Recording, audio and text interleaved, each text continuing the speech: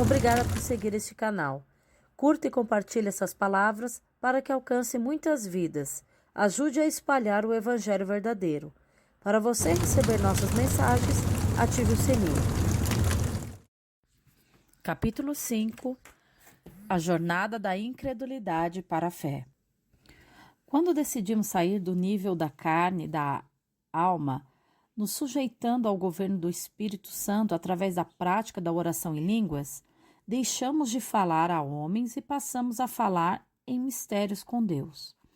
Agora não existe mais uma comunicação de carne para espírito, mas de espírito para espírito. Ou seja, nós falamos em línguas e o Espírito Santo de Deus começa a trazer os mistérios de Deus para o nosso espírito. Quanto mais entendermos os mistérios de Deus, mais o Espírito Santo nos levará do lugar de incredulidade para um lugar de fé edificada sobre a rocha. Todas as vezes que o diabo chegar até nós com um engano, o Espírito Santo chegará à frente, nos dando todas as diretrizes para permanecermos firmes. Por esta razão que Deus trabalha de espírito para espírito, porque de fato nosso espírito crê, mas nossa alma foi ensinada a se apegar à circunstância. Certa vez, Paulo escreveu dizendo: disto também falamos, não com palavras de sabedoria humana ensina, mas com o que o Espírito Santo ensina, conferindo coisas espirituais com as espirituais. Ora, o homem natural não compreende as coisas do Espírito de Deus, porque ele parece loucura, e não pode entendê-las, porque elas se discernem espiritualmente. Mas o que é espiritual discerne bem tudo, e ele de ninguém se discernido. Porque quem conheceu a mente do Senhor, para que possa instruí-lo? Mas nós temos a mente de Cristo. 1 Coríntios 2, 13 ao 16. Quando conferimos coisas espirituais com espirituais, falando essa linguagem, recebendo do Espírito o entendimento dos mistérios de Deus para o nosso espírito, fluímos substancialmente em todas as áreas. A oração em línguas nos edifica a um ponto em que as lutas e tribulações tornam-se leves e momentâneas. Como isso seria possível? Saindo da incredulidade para a fé, tirando os olhos do que vemos para o que não estamos vendo, mas crendo. Sair desse lugar de incredulidade para uma fé firmada sobre a rocha não é algo conquistado por meio de estudos científicos ou através das obras, mas sim por meio de uma edificação pessoal diária, vencendo a nossa leve e momentânea tribulação. Quando Paulo escreveu que a nossa leve e momentânea tribulação produz para nós um peso eterno de glória muito excelente, 2 Coríntios 4, 17 e 18. Ele, melhor do que ninguém, sabia exatamente o que falava. Paulo também dizia que sentia prazer nas fraquezas, nas injúrias, nas necessidades, nas perseguições, nas angústias por amor de Cristo, porque aonde ele era fraco, se tornava forte. 2 Coríntios 12, 10. A verdade é que quando lemos estes versículos, parece até que Paulo não estava falando coisa com coisa, mas ele chegou a um lugar de edificação em Deus tão profundo que sabia que tudo o que vinha para ele de dificuldades, injúrias, tribulações e lutas, no momento da fraqueza se tornaria a sua força em Deus. A minha graça te basta, porque o meu poder se aperfeiçoa na fraqueza. Paulo conhecia o poder de Deus e nada e ninguém iria pará-lo de cumprir o propósito para o qual foi designado. Nem uma luta, nem uma guerra, força, prisões, apedrejamento iria impedi-lo de cumprir o seu chamado. Há um lugar em Deus onde absolutamente nada nos para. Certa vez, Paulo e Barnabé entraram na cidade de Listra a fim de anunciar o evangelho.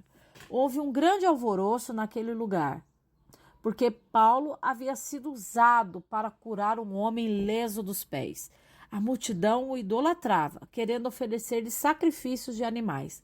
Alguns judeus de Antioquia e de Icônio, que tendo convencido a multidão, apedrejaram a Paulo e o arrastaram para fora da cidade. Paulo tinha sido dado como morto. Apesar de o apóstolo estar jogado no chão, sujo e sangrando, a Bíblia nos afirma que ele levantou-se do chão e entrou na cidade, e no dia seguinte saiu com Barnabé para Derbe, onde anunciou o evangelho, fazendo muitos discípulos. Atos 14, 6-21. Certamente que ele encontrou forças naquela situação, sendo praticamente curado, e tudo aquilo ocorreu porque ele orava em línguas e sua fé estava sempre edificada. Diante de uma situação dessas, muitos cristãos teriam desistido e ficado ali mesmo no chão, prostrados, achando que a culpa era de Deus. Paulo, porém, sabia que tudo aquilo era apenas uma leve e momentânea tribulação, que vinha para tentar pará-lo na jornada. A atitude de Paulo diante de tantos naufrágios, perseguições e prisões era fruto de uma fé edificada sobre a rocha, uma vida de constante oração, hora após hora. Deus não virá aqui no natural abrir a nossa boca e falar por nós. Ele não vai controlar o nosso físico ao ponto de perdermos o controle. Afinal, ele nos fez com um livre-arbítrio. Temos que dar o primeiro passo. Caso ao contrário, as tribulações irão nos parar no primeiro ataque. Quando as tribulações e dificuldades vêm e tentamos resolver com o nosso velho homem, que é revestido de Adão, significa apenas uma coisa: que Cristo não está formado naquela área. Isso não quer dizer que tenhamos perdido a salvação ou que Deus deixou de nos amar, mas sim que Adão ainda governa no lugar do Espírito. As fraquezas são áreas onde o nosso velho homem ainda encontra lugar para agir, mas em Cristo somos libertos de toda ação adâmica. Se permanecermos firmes nesse processo, a pessoa de Jesus se manifestará em nossas vidas. Dessa forma, chegaremos ao mesmo lugar que Paulo, onde sentiremos prazer em nossas fraquezas. Tudo porque o poder de Deus será manifesto. Quanto mais Cristo é formado em nós, mais libertos somos das ações externas. As tribulações perdem peso nessa vida natural e ganham peso de glória eterna. Crendo com o coração correto. A única coisa que divide os dois extremos, do velho homem para Cristo e da mentalidade adâmica para a mentalidade de Cristo, é a palavra de Deus. Na prática, nessa jornada de incredulidade para a fé, tudo ocorre porque o Espírito Santo sonda os corações e se une conosco nesse processo de edificação. No original, o versículo de Romanos 8:26 diz o seguinte: também o Espírito pega firme conosco, porque não sabemos orar como convém, mas o mesmo Espírito intercede por nós sobremaneira com gemidos inexprimíveis. Não devemos ter medo de Deus e recuar dele, por causa de nossas fraquezas, porque essas fraquezas que ainda operam em nós são apenas um chamado para que corramos até ele. O diabo é muito astuto e nunca irá desistir de nos fazer cair em nossas fraquezas. Mas não devemos sair deste lugar. É o diabo que tem que sair. Deus quer nos ensinar a permanecer firmes e nunca desistir, porque uma hora nossas fraquezas serão vencidas. Em termos geográficos, a jornada da incredulidade para a fé é muito curta, porque só a palavra de Deus que separa a alma do espírito. Está escrito: porque a palavra de Deus é viva e eficaz, e mais penetrante do que uma espada alguma de 2 gumes, e penetra até a divisão da alma e do espírito, e das juntas e medulas, e é apta para discernir os pensamentos e intenções do coração. Hebreus 4:12. Literalmente falando, essa é uma jornada que pode durar entre 11 dias e 40 anos em nossas vidas. O povo de Israel, quando saiu da terra do Egito, deveria levar apenas 11 dias para sair do deserto e chegar à terra do descanso. Mas por desobediência e murmuração levaram 40 anos. dando voltas e mais voltas ao redor da promessa. O mesmo ocorre conosco quando não nos sujeitamos ao governo do Espírito Santo. Para alguns cristãos, essa jornada da incredulidade para a fé leva muitos anos, mas a verdade é que não se trata de uma jornada de quem tem mais tempo de igreja, mas sim de quem tem fé. É triste ter que admitir que alguns até morrem no nível da alma e da carne, tentando em seus esforços próprios chegar a esse lugar. Infelizmente, a religião e o sistema humano prendem muitas pessoas que passam uma vida inteira para alcançar um lugar de descanso, usando de esforço próprio, o que na verdade, por meio da fé, não levariam nem um minuto. Existem áreas de nossas vidas que não desfrutam do evangelho da graça, porque a alma ainda está no governo. Mas naquelas áreas de nossas vidas onde o evangelho está sendo manifesto, significa que fizemos a jornada e que a nossa alma não está mais no controle, e sim o nosso espírito. Na prática, o apóstolo Paulo explica isso quando disse: "E aquele que sonda os corações sabe qual é a mente do espírito, e é ele que, segundo Deus, intercede pelos santos." Romanos 8, 27.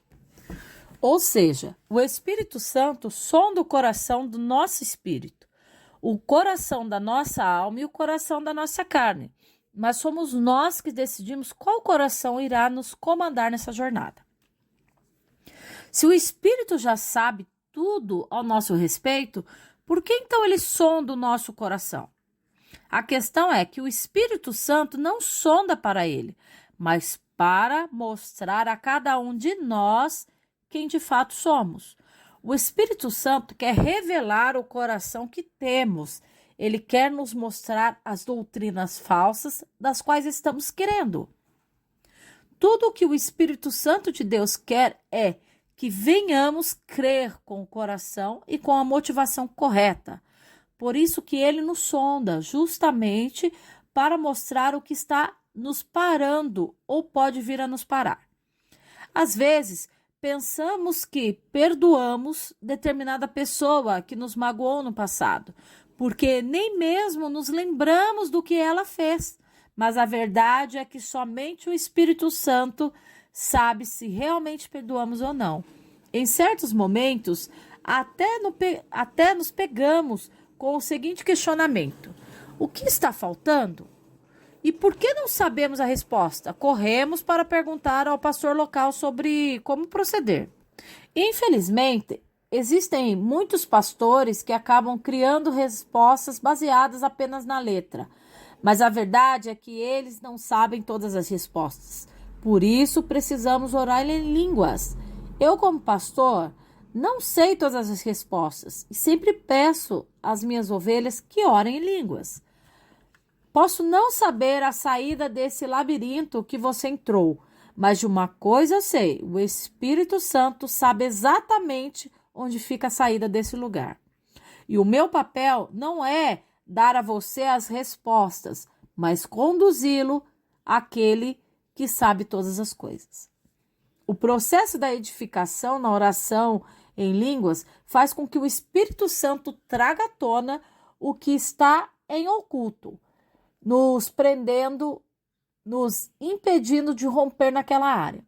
Muitas vezes até tomamos um susto quando descobrimos, mas é nesse momento que devemos decidir não permanecer mais nessa prisão. Nessa jornada onde o Espírito Santo de Deus pega firme conosco no processo da edificação pessoal, revelando o nosso coração para que possamos crer corretamente, chega o momento em que a nossa fé se torna mais forte que o problema que estamos enfrentando e fica maior que a incredulidade que opera a nossa carne.